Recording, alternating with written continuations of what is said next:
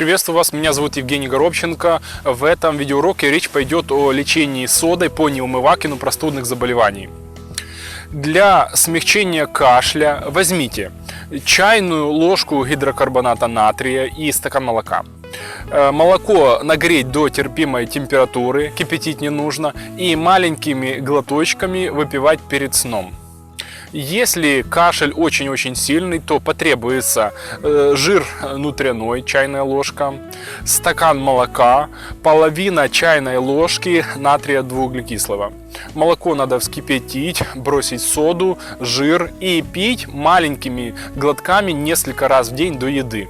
Перед сном натираться внутренним козьим или бараньим жиром. Надеть хлопчатобумажную футболку, шерстяную кофту и лечь спать. Лечиться, пока не поправитесь.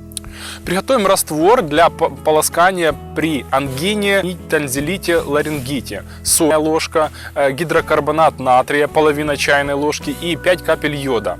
Растворяем соль, соду в горячей воде и капаем йод. Можно накапать 15 капель перекиси водорода. Таким раствором нужно полоскать горло 4 раза в день до улучшения. Ингаляции с гидрокарбонатом натрия спасают от следующей болезни: кашель, от острого ларингита, отравления йодом, хлором, болезни дыхательных систем.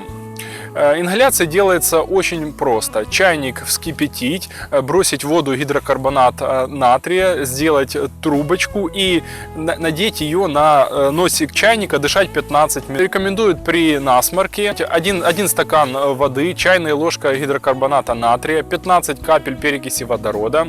Затем берем шприц без иголки и наполняем его 3 куба. И так в каждую ноздрю втягивая жидкость. Заложенность носа – это неприятная проблема, из-за нее возникают головные боли, воспалительные процессы глаз и легких. Доктор Неумывакин предлагает освоить очень простую процедуру. Потребуется вода, в которой растворить четверть чайной ложки гидрокарбоната натрия и четверть чайной ложки соды. Залить маленький чайник и стать над умывальником и повернуть носик чайника. Водичка втекала в правую ноздрю. Левую зажимать и правой втягивать водичку, пока она не потечет через рот. Пока вода не закончится, нужно сделать несколько вдохов ртом и резким выдохом носом. Потом повернуть голову влево и сделать то же самое с левой ноздрёй. Может, эта процедура покажется неприятной, у вас не будет получаться, но врач уверен, что если вы таким образом будете промывать нос, то вы забудете о заложенности. Когда вы промывание закончите, наклонитесь ниже, сделайте вдох ртом, выдох носом, чтобы вся вода протекла.